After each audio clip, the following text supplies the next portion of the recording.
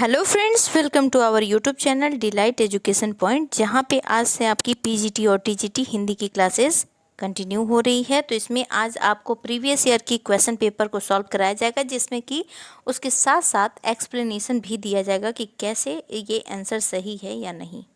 ठीक है, तो चलिए फिर अभी स्टार्ट करते हैं और उम्मीद करते हैं कि क्लास आपको अच्छा लगेगा। अगर अच्छा लगेगा क्लास तो लाइक करिएगा, शेयर करिएगा और कमेंट भी करिएगा। साथ में अगर नए व्यूवर हैं तो सब्सक्राइब करना बिल्कुल नहीं भूलेंगे।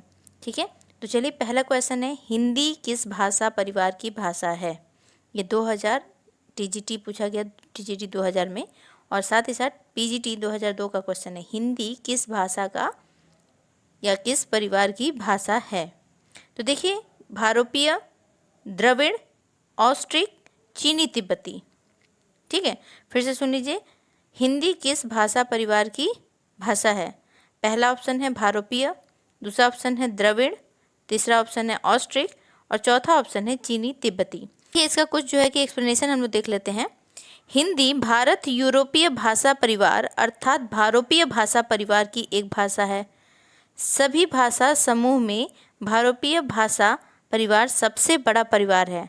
इस भाषा समूह में अंग्रेजी प्राचीन भाषा, पंजाबी, जर्मन, हिंदी और उसकी भाषाएं आती हैं। तो ये बता रहा है कि इतनी भाषाएं जो हैं वो जनरली आपकी आती हैं। तो आंसर क्या हो जाएगा कि ये जो है कि कौन सी भाषा है। आंसर आपका हो जाएगा कि ये जो है वो भारोपीय भाषा है। ठीक, ये कौन सी भाषा है, तो भारोपीय। ठीक, इतनी बातें समझ में आई। अब दूसरा क्वेश्चन देख लेते हैं, भारत में सबसे अधिक बोले जाने वाली भाषा कौन सी है। भारत में सबसे अधिक बोली जाने वाली भाषा कौन सी है। ये पीजीटी 2004 का क्वेश्चन है। तो देखिए, हिंदी है, संस्कृत है, तमिल है या उर्दू है। तो एक चीज़ जान जाइए कि हमारे भारत में सबसे ज़्यादा बोले जाने वाली भाषा हिंदी होती है। पर देख लीजिए कैसे भारत में हिंदी सबसे ज़्यादा बोले जाने वाली भाषा है।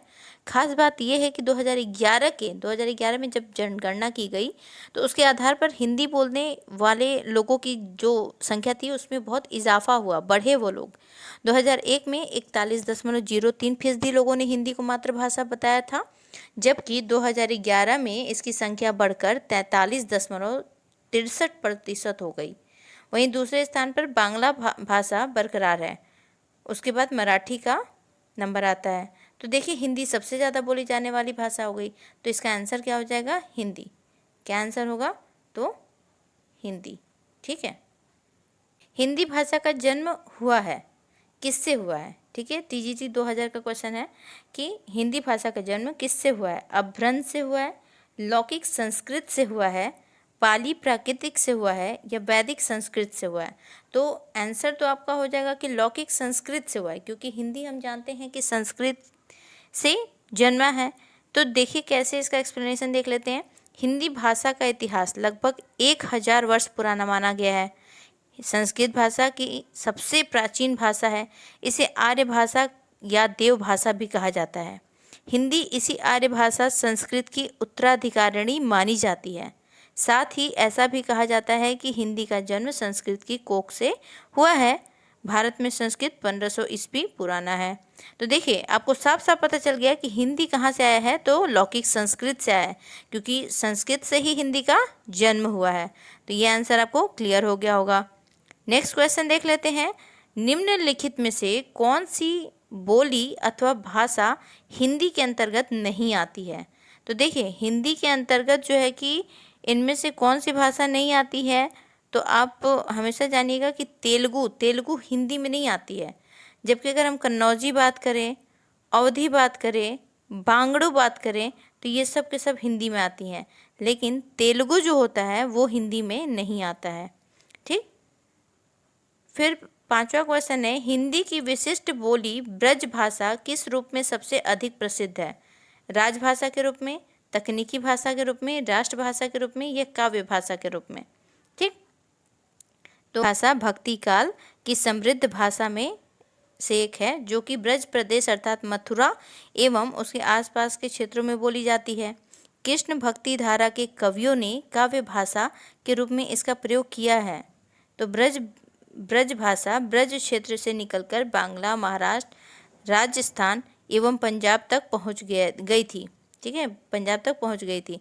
तो इसके अनुसार अब एक्सप्लेनेशन के अनुसार आपका आंसर क्या होगा, तो काव्य भाषा होगा। ठीक है, तो ये बात हमेशा याद रखेंगे कि आप, इसीलिए मैं एक्सप्लेन करके बता रही हूँ, क्योंकि आपके दिमाग में हमेशा दो आंसर चलते हैं। उन दो आंसर को कैसे ख़त्म किया जाएगा, जब आपका एक जो कॉन्सेप्ट है वो क्लियर होगा। तो देखिए, अभी दो आंसर हो रहा था कि राजभाषा भी कह सकते हैं, साथ में ये भी कह सकते हैं, लेकिन जैसे ही हम लोगों ने कॉन्सेप्ट पढ़ा तो हमारा आंसर क्लियर हो गया कि इसे क्या कहेंगे, काव्य भाषा कहेंगे। अब देखिए, भारत में हिंदी को आप किस वर्ग में रखेंगे, हिंदी को किस वर्ग में रखा जाएगा? पहला राजभाषा, दूसरा राष्ट्रभाषा, तीसरा विभाषा या चौथा तकनीकी भाषा। तो देखिए, सबसे इसमें जो आंसर होगा वो होगा आपका कि हिंदी को हम हमेशा राजभाषा में रखते हैं। किस में रखेंगे? हम लोग हिंदी को हमेशा राजभाषा में रखेंगे। ये बात हमेशा आप क्लियर करके रखेंगे अपने लिए। नेक्स्ट है, ढूढ़ाली बोली है कहाँ का? ढूढ़ाली बोली कहाँ की भाषा है?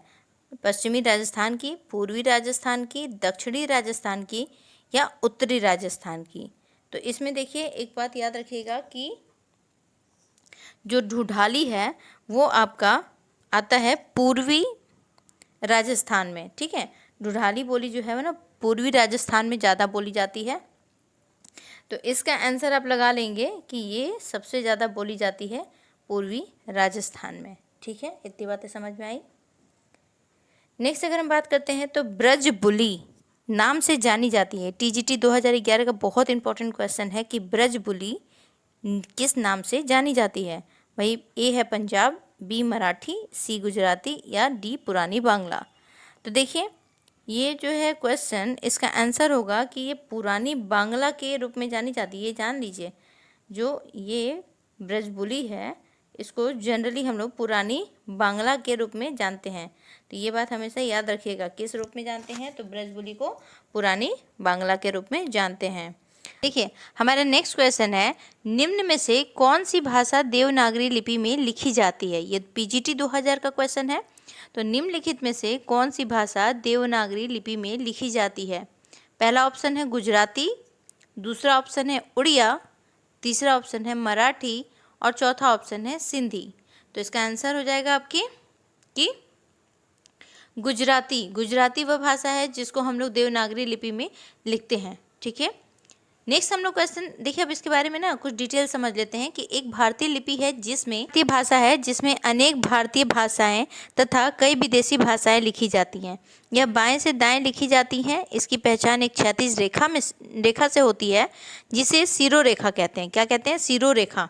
संस्कृत, पाली, हिंदी, मराठी, कोंकणी, सिंधी, कश्मीरी, हरियाणवी, बुंदेली भाषा, डोगरी, खस, नेपाल भाषा तथा अन्य नेपाली भाषाएं, तमांग भाषा, गढ़वाली, बोडो, अंगिका, मगही, भोजपुरी, नागपुरी, मैथिली, संताली, राजस्थानी भाषा, बघेली आदि भाषा और स्थानीय बोलियां भी देवनागरी में लिखी जाती है। इसके अतिरिक्त कुछ स्थितियों में गुजराती, पंजाबी, बिष्णुपुरिया, मणिपुरी, रोमानी, उर्दू भी देवनागरी में लिखी जाती है।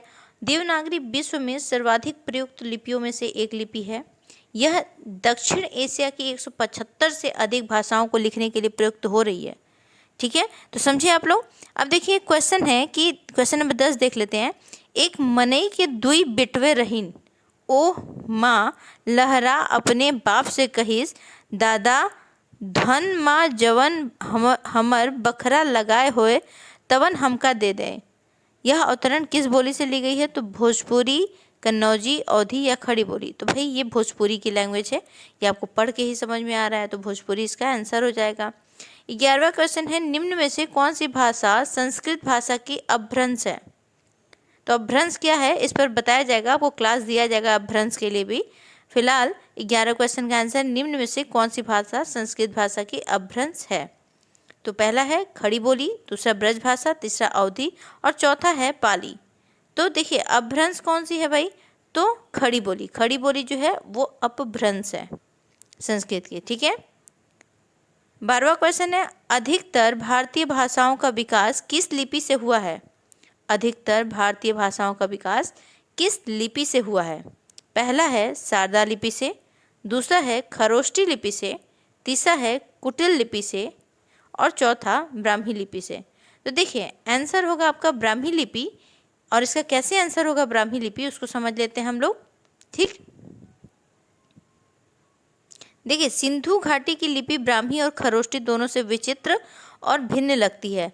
निष्कर्ष रूप में कहा जा सकता है कि अधिकांश भारतीय पंडितों के मतानुसार देवनागरी का विकास उस ब्राह्मी से हुआ है जो ईसा पूर्व हजारों वर्षों से भारत में प्रचलित थी और जिसका विकास स्वयं भारत में और भारतीयों द्वारा हुआ था। तो ब्राह्मी लिपि जो है इसका आंसर हो जाएगा इस क्वेश्चन का आंसर कि जो अधिकतर भारतीय भाषाओं का विकास किया गया है वो ब्राह्मी लिपि से हुआ है। ठीक है, इस आपको यहाँ पे लास्ट में लाइन में दिखी जा रही है कि विकास उस ब्राह्मी से हुआ है। अब 13वां क्वेश्चन है, हिंदी भाषा किस लिपि में लिखी गई है? पहला गुरुमुखी, दूसरा ब्राह्मी, तीसरा है देवनागरी या चौथा है सौराष्ट्री। चौथा क्या है? सौराष्ट्री। तो देखिए 13 का आंसर हो जाएगा कि देवनागरी लिपि, हिंदी देवनागरी लिपि में लिखी गई है। यहाँ पे देख लीजिए इसका कॉन्सेप्ट, हिंदी भाषा देवनागरी लिपि में लिखी जाती है। देवनागरी एक भारतीय लिपि है जिसमें अनेक भारतीय भाषाएं तथा कई विदेशी भाषाएं लिखी जाती हैं। यह बाएं से दाएं लिखी जाती है। इसकी पहचान एक क्षैतिज रेखा से है जिसे शिरोरेखा कहते हैं। ठीक है, 14 क्वेश्चन है, वर्तमान हिंदी का प्रचलित रूप है? पहला अवधी, दूसरा ब्रजभाषा, तीसरा खड़ी बोली या चौथा दुपरिचित। ठीक है, तो इसका आंसर हो जाएगा खड़ी बोली। देख लीजिए कैसे, खड़ी बोली या खरी बोली वर्तमान हिंदी का एक रूप है जिसमें संस्कृत के शब्दों की बहुलता और उस बहुलता करके वर्तमान हिंदी भाषा की सृष्टि की गई है और फारसी तथा अरबी के शब्दों की अधिकता करके वर्तमान उर्दू भाषा की सृष्टि की गई है। तो ये आपका आंसर आ गया कि ये खड़ी बोली है। वर्तमान हिंदी का प्रचलन कहाँ से हुआ है? तो खड़ी बोली से हुआ है। नेक्स्ट है 15, question number 15, question number 15, Hindi भाषा की बोलियों के वर्गीकरण के आधार पर छत्तीसगढ़ी बोली है? पहला पूर्वी हिंदी, दूसरा पश्चिमी हिंदी, तीसरा पहाड़ी हिंदी और चौथा राजस्थानी हिंदी। तो इसमें से क्या हो जाएगा? तो आंसर होगा पूर्वी हिंदी। ठीक है, आंसर हो जाएगा पूर्वी हिंदी, क्योंकि आप सभी जान जाइए कि हिंदी भाषा की जो बोलियों का वर्गीकरण हुआ है उसके आधार पर छत्तीसगढ़ी जो होता है वो पूर्वी हिंदी में आता है। ठीक है, 16वां क्वेश्चन है, निम्नलिखित में से कौन सी पश्चिमी हिंदी की बोली नहीं है? निम्नलिखित में से कौन सी पश्चिमी बोली की हिंदी नहीं है? पहला बुंदेली, दूसरा ब्रजभाषा, तीसरा कन्नौजी और चौथा है बघेरी। तो इसमें से कौन सा नहीं है पूछा है?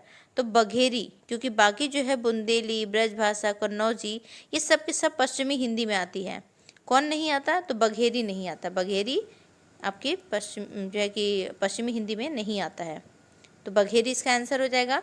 17वां क्वेश्चन है, भारतीय संविधान में किन अनुच्छेदों में राजभाषा संबंधी प्रावधानों का उल्लेख है? ठीक है, भारतीय संविधान में किन अनुच्छेदों में राजभाषा संबंधी प्रावधानों का उल्लेख है? तो भाई इसका सिंपल आंसर है 343 से लेके 351 में जो है कि भारतीय संविधान में अनुच्छेदों में राजभाषा संबंधी प्रावधानों का उल्लेख किया गया है। याद रखिएगा 343 से 351 तक। ठीक है, यहाँ पे लिखा भी है कि अनुच्छेद 343, संघ की राजभाषा हिंदी और लिपि देवनागरी होगी। संघ के शासकीय प्रयोजनों के लिए प्रयोग होने वाले अंकों का रूप भारतीय अंकों का अंतर्राष्ट्रीय रूप होगा। देखिए साफ साफ लिख दिया है। फिर क्वेश्चन नंबर 18, दक्षिण भारत हिंदी प्रचार सभा का मुख्यालय कहाँ स्थित है? तो देखिए हैदराबाद पहला ऑप्शन, दूसरा ऑप्शन बंगलोर, तीसरा चेन्नई और चौथा मैसूर। देखिए ये चेन्नई में है। जो क्वेश्चन है कि दक्षिण भारत हिंदी प्रचार सभा का मुख्यालय कहाँ स्थित है, तो ये चेन्नई में है। कैसे? ये देखिए इसका जो कॉन्सेप्ट है, दक्षिण भारत हिंदी प्रचार सभा का मुख्यालय कहाँ स्थित है, क्वेश्चन आपके पास था। तो दक्षिण भारत हिंदी प्रचार सभा मद्रास में यानी चेन्नई में स्थित एक हिंदी सेवी संस्था है। राष्ट्रपिता महात्मा गांधी ने सन 1918 में दक्षिण भारत में हिंदी प्रचार का आंदोलन प्रारंभ किया। ठीक है, तो इससे पता चल जाता है कि ये कहाँ पे है, तो चेन्नई में है, मद्रास के। 19वां क्वेश्चन है जो कि 2009 पीजीटी में पूछा जा चुका है। हिंदी भाषा के विकास का सही अनुक्रम कौन सा है? हिंदी भाषा के विकास का सही अनुक्रम कौन सा है? पाली, प्राकृतिक, अपभ्रंश, हिंदी। पहला ऑप्शन है पाली, प्राकृतिक, अपभ्रंश, हिंदी। दूसरा ऑप्शन है प्राकृतिक, अपभ्रंश, हिंदी, पाली। तीसरा है अपभ्रंश, पाली, प्राकृतिक, हिंदी। और चौथा है हिंदी, पाली, अपभ्रंश, प्राकृतिक। तो इसका आंसर जो हो जाएगा वो पहला हो जाएगा पाली, प्राकृतिक, अपभ्रंश और हिंदी। ठीक है, ये क्वेश्चन का आंसर पहला हो जाएगा पाली, प्राकृतिक, अपभ्रंश और हिंदी। पाली, प्राकृतिक, अपभ्रंश और हिंदी। 20वां और लास्ट क्वेश्चन है कि 20वां और लास्ट क्वेश्चन है, संविधान के अनुच्छेद 351 में किस विषय का वर्णन है? फिर से सुन लीजिए, संविधान के अनुच्छेद 351 में किस विषय का वर्णन है? ये टीजीटी 2011 का क्वेश्चन है। पहला ऑप्शन है संघ की राजभाषा, दूसरा ऑप्शन है उच्चतम न्यायालय की भाषा, तीसरा है पत्राचार की भाषा और चौथा है हिंदी के विकास के लिए निर्देश। ठीक है, तो ये चौथा सही है, हिंदी के विकास के लिए निर्देश का उल्लेख है इसमें। देख लीजिए इसका कॉन्सेप्ट। अनुच्छेद 351 कहता है कि राजभाषा हिंदी का विकास व प्रसार इस प्रकार से किया जाए कि वह भारत की सामाजिक संस्कृति के सब तत्वों की अभिव्यक्ति का माध्यम बन सके। भाषा अभिव्यक्ति का माध्यम है। भाषा का आविष्कार भाव को अभिव्यक्त करने के प्रयासों से हुआ है। तो अनुच्छेद 351 में राजभाषा हिंदी का विकास और प्रसार के बारे में बताया गया है। तो इसी के साथ हम उम्मीद करते हैं कि आपको क्लासेस अच्छी लगी होंगी। ऐसे ही आपके पीजीटी और टीजीटी के लिए नए नए वीडियोस आते रहेंगे। और तब तक आप अगर पुराने हैं तो लाइक और शेयर करिए, और अगर आप नए व्यूअर हैं तो चैनल को सब्सक्राइब करना बिल्कुल नहीं भूलेंगे। तो चलिए फिर हम मिलते रहेंगे ऐसे वीडियोस के साथ। तब तक के लिए सभी को बाय।